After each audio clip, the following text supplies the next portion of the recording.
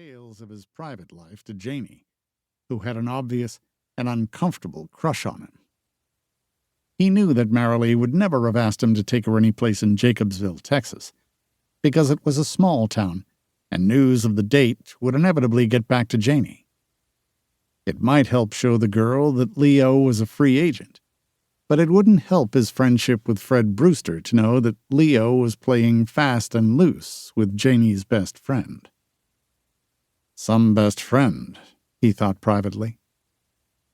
But taking Marilee out would have one really good consequence. It would get him out of a dinner date at the Brewsters' house. He and Fred Brewster were friends and business associates, and he enjoyed the time he spent with the older man. Well, except for two members of his family, he amended darkly. He didn't like Fred's sister Lydia. She was a busybody who had highfalutin ideas.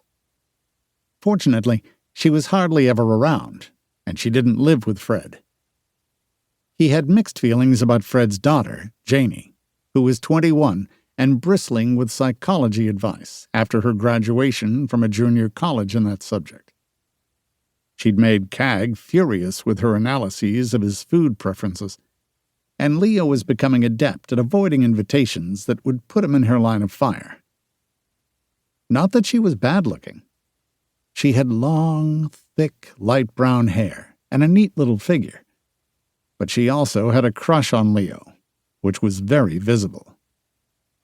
He considered her totally unacceptable as a playmate for a man his age, and he knocked back her attempts at flirting with lazy skill. He'd known her since she was 10 and wearing braces on her teeth. It was hard to get that image out of his mind. Besides, she couldn't cook. Her rubber chicken dinners were infamous locally, and her biscuits could be classified as lethal weapons. Thinking about those biscuits made him pick up the phone and dial Marilee. She was curt when she picked up the phone, but the minute he spoke, her voice softened. "Well, hello, Leo," she said huskily. "What time do you want me to pick you up Saturday night?" There was a faint hesitation. "You won't, mention this to Janie?" "I have as little contact with Janie as I can. You know that," he said impatiently. "Just checking," she teased, but she sounded worried. "I'll be ready to leave about 6. "Suppose I pick you up at 5 and we'll have supper in Houston before the ballet." "Wonderful. I'll look forward to it. See you then." "See you." He hung up, but picked up the receiver again and dialed the Brewster's number. As luck would have it, Janie answered. "Hi, Janie," he said pleasantly. "Hi, Leo," she replied breathlessly. "Want to talk to Dad?" "You'll do," he replied. "I have to cancel for dinner Saturday. I've got a date." There was the faintest pause. It was almost imperceptible. "I see." "Sorry, but it's a long-standing one," he lied. "I can't get out of it. I forgot when I accepted your dad's invitation. Can you give him my apologies?" "Of course," she told him.